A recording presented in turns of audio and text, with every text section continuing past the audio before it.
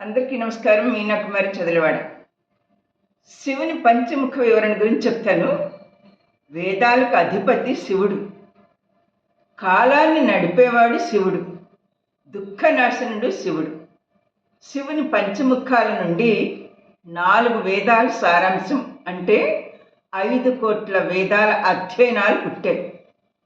తూర్పు దిక్కున చూసే ముఖం తత్పురుషుడు, పడమర దిక్కు స్ఫటిక ముఖం, ఉత్తరాన చూసే ముఖం వామదేవుడు, దక్షిణాన ముఖం అఘోర ముఖం.